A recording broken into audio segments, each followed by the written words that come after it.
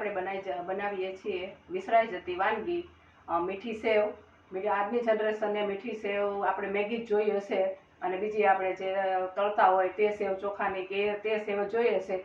ગળી પણ સેવ આવે તેને બાફીને ખાવાની હોય તે વિશે મને લાગે છે કે સાંભળ્યું નહીં હોય. તો આપણે તે રેસીપી બનાવીએ. પહેલાંના જમાનામાં તો મહેમાન આવે ત્યારે આ સેવ ખૂબ જ બનાવવામાં આવતી હતી.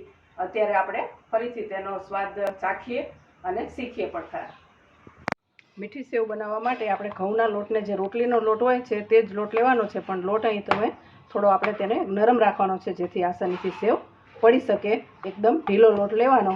હવે આપણે તેને મશીનમાં લઈ લઈએ. આપણે સેવ પાડવાનો જે સંચો હોય તેને તેલવાળો હાથ કરી આમાં પણ થોડું તેલ લગાવી લઈશું. અહીંયા આપણે જે સેવ પાડવા માટેનો થાળી લઈ લીધી છે અને તેને ફિટ કરી દઈશું.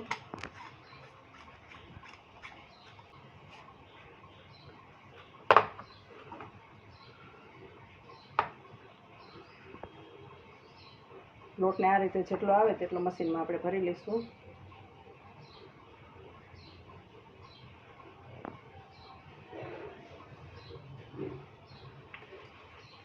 અહીંયા પણ તેલ લગાવી અને થોડું તેને પણ ચીકણું કરી લઈશું જેથી આસાનીથી સેવ પડે.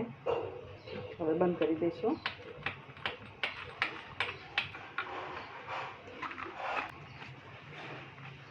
હવે આપણે જઈએ ગેસ તરફ અને સેવ પાડી લઈએ. સેવને બાફવા માટે મેં પહેલાંથી જ પાણી ઉકળવા માટે રાખી દીધું હતું. અહીં એક વાત ખાસ યાદ રાખવાની રહેશે કે પાણી ઉકળતું જ લેવાનું છે. હાઈ ફ્લેમ પર જ ગેસ રાખવાનો.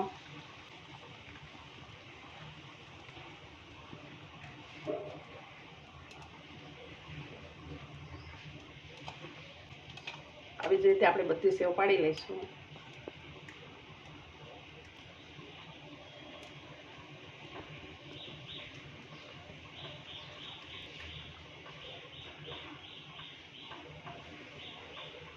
સેવને હવે 5 મિનિટ માટે આપણે સરસ રીતે બફાઈ જવા દઈશું અને તેમાં પણ 1 ચમચી જેટલું તેલ નાખશું જેથી સેવ એકબીજા સાથે ચોંટી ન જાય અને આરામથી બધી જ સેવ સરસ પડે આપણી.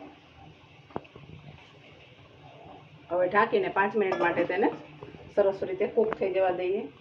આ સેવને તમે 2 રીતે ખાઈ શકો. તમે સેવ બની ગયા પછી ઉપર ખાંડ પણ નાખી શકો અને ગોળ પણ નાખી શકો, પણ તેમાં ગોળ ઉપરથી નાખવામાંથી એવું થાય કે અડધી મોળી રહે અને અડધી ગળી લાગે અને ખાસ કરીને બાળકોને ચોળવું પડે. અત્યારના છોકરાઓને ચોળીને ખાય જ નહીં.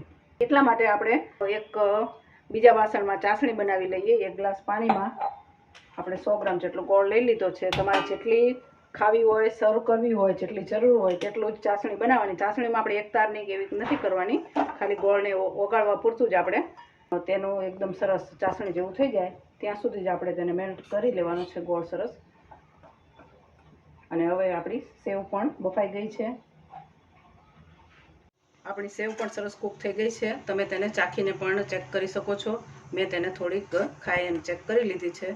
જરાય પણ કાચી નથી. એટલે હવે આપણે તેને લઈ લઈએ છીએ. કોઈ પણ જાળીવાળું વાસણ હોય તેમાં લઈ લેવાની એટલે પાણી બધું પડી જાય અને સેવ સરસ મજાની છૂટી છૂટી થઈ જાય.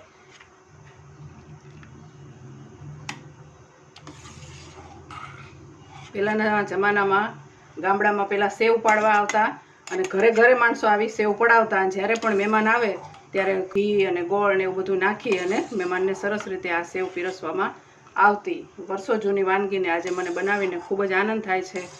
મને મારા દાદીએ આ સેવ બનાવીને ખૂબ જ ઘણી વખત ખવડાવેલી છે અને આજે હું મારા છોકરાઓને આ સેવનો ટેસ્ટ કરાવીશ. બધી જ સેવને આપણે આવી રીતે લઈ લીધી છે અને પાણી આવી રીતે બધું પડી જશે અને થોડી કોરી થઈ જાય પછી આપણે તેમાં ઘી અને ગોળ નાખીએ.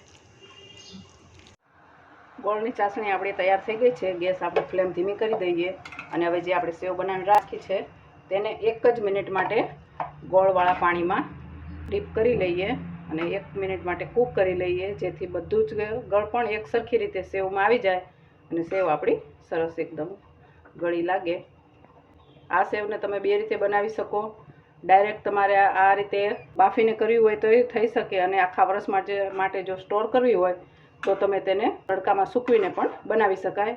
આપણે નવી રીતે બનાવી છે કે ડાયરેક્ટ તમને જ્યારે મન થાય ત્યારે તમે બનાવીને ખાઈ શકો. હવે આપણે ચાસણીમાંથી બહાર લઈ લઈએ છીએ. અને સર્વ કરી લઈએ. આ સેવ ખાવામાં બહુ જ મીઠી અને બહુ જ સરસ લાગે છે. બાળકોને એક વખત જરૂર ટેસ્ટ કરાવજો કે જેથી કરીને આપણી આ જે ટ્રેડિશનલ વાનગી છે તે વિસરાઈ ન જાય અને આપણી સંસ્કૃતિની જે મીઠાઈ છે તે વર્ષો વર્ષ ખવાતી જ રહે.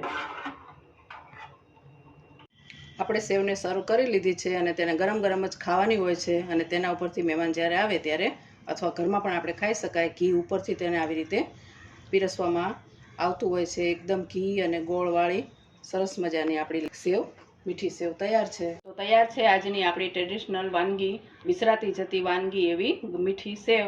તમે પણ આવી સેવ બનાવજો અને એન્જોય કરજો. વિડીયો ગમ્યો હોય તો લાઈક કરજો, શેર કરજો અને હજુ સુધી મારી ચેનલને સબસ્ક્રાઈબ ન કરી હોય તો સબસ્ક્રાઈબ કરજો. Thank you.